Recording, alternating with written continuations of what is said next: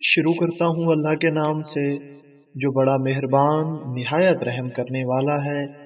السلام علیکم دوستو، welcome on S G A stories.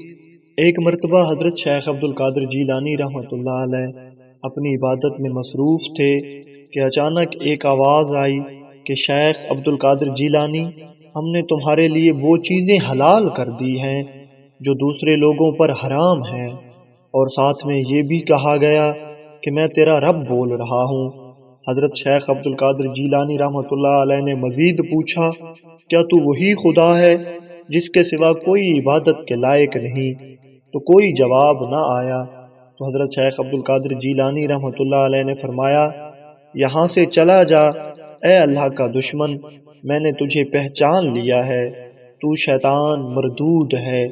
وہ آواز ایک لمحے کے لیے تو بند ہو گئی، ابھی تھوڑی دیر گزری تھی کہ وہی آواز دوبارہ آئی اور کہنے لگی، اے شیخ عبد القادر جیلانی، تو اپنے علم کی وجہ سے بچ گیا ہے، ورنہ میں نے بڑے بڑے عالموں کو اور بڑے بڑے نیکوکار لوگوں کو اسی طرح بہکایا ہے۔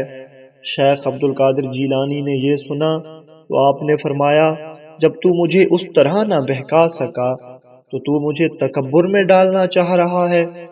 میں اپنے علم کی وجہ سے نہیں بچا، بلکہ اپنے اللہ کی رحمت کی وجہ سے بچ گیا ہوں۔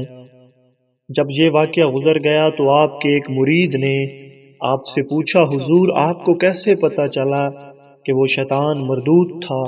تو آپ نے فرمایا کہ شیطان یہ دعویٰ تو کر سکتا ہے کہ میں اللہ ہوں، لیکن یہ دعویٰ نہیں کر سکتا کہ میں وہی اللہ ہوں جس کے سوا کوئی عبادت کے لائق نہیں ہے۔